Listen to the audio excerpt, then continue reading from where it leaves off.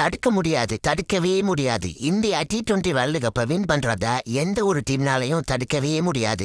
New Zealand உங்களை இந்த நிலைமையில பாக்குறதுக்கு ரொம்பவே கஷ்டமா இருக்குதா? நீங்க என்ன பண்றீங்க? வர 2 T20 மேட்சை இந்தியா கிட்ட வாக்குறுதி கொடுத்துட்டு வேர்ல்டு கப்புக்கு போய் பிராக்டிஸ் பண்ணுங்கடா. மற்ற டீம்லாம் வேர்ல்டு கப்பை வின் பண்ணணும்னா இந்த ஆள் ஓவர்ல ஒரு 40 ரன் பிரஸ் அடிச்சுன்னா நீங்க வின்னுடா. எப்பா இந்த மனுஷன் போடுற ஒவ்வொரு பாலும் விக்கெட் விழுற மாதிரியே இருக்குங்க. சும்மா சறுக்கு புழுக்குன்னு நெருப்பு மாதிரி பால் போடுறாருங்க. கம்பேக் மேட்ச்ல கொடுத்த வாய்ப்பை சூப்பராகவே யூஸ் பண்ணிக்கிட்டாரு ரவி பிஸ்னாய். 4 ஓவர் போட்டு 18 ரன் 2 விக்கெட். நியூசிலாந்து பேட்ஸ்மேனை பத்தி பேசணும்னா கிளென் பிலீவ்ஸ் 40 பாலுக்கு 48 ரன், மார்க் செப்பமன் 23 பாலுக்கு 32 ரன், மிச்சல் சாண்டனர் 17 பாலுக்கு 27 ரன். எப்படியே இந்த 3 பேர் சேர்ந்து முக்கி ஒரு 150 ரன் அடிச்சுட்டானுங்க. 2வது இன்னிங் ஸ்டார்ட் ஆனிச்சு. சிஎஸ்கே ஃபேன்ஸ்க்கு ஒரு நல்ல செய்தி, ஒரு கெட்ட செய்தி. நல்ல செய்தி என்னன்னா மேட் ஹென்ரி போட்ட ஃபர்ஸ்ட் பால்லே விக்கெட் எடுத்துட்டாரு. கெட்ட செய்தி என்னன்னா அந்த விக்கெட் வேற யாரும் இல்ல, நம்ம சேட்டன் சஞ்சு சாம்சன் தான். ஆமா, சேட்டன் சஞ்சு சாம்சனுக்கு இன்னைக்கு ஒரு ஃபெயிலியர். அபிஷேக் சர்மா நியூசிலாந்து அடிச்சுதான் அடிச்சிங்க. ஒரு 200 அடிச்சிருந்தா என் கணக்குல ஒரு 100 போட்டிருப்பாங்கிற மாதிரி ஒரு அடி போட்டு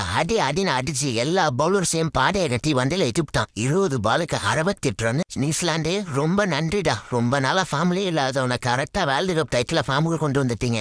ஸ்கை என்னங்க 26 பாலுக்கு 57 தான் அடிச்சிருக்க? இது பத்தாது, அடுத்த மேட்ச்ல இன்னும் நிறைய எதிர்பார்க்கிறேன். சரியா? அபிஷேக் சர்மாவும் சூரியகுமாரும் 10 ஓவர்ல மேட்சை முடிச்சு நம்மள டிவியை மத்த வச்சுட்டாங்க. 2026 வேர்ல்டு கப்பை எந்த டீம் அடிக்க போறான கமெண்ட்ல சொல்லிட்டு போயிருந்தேன். அப்புறம் நம்ம அடுத்த வீடியோல பார்க்கலாம்.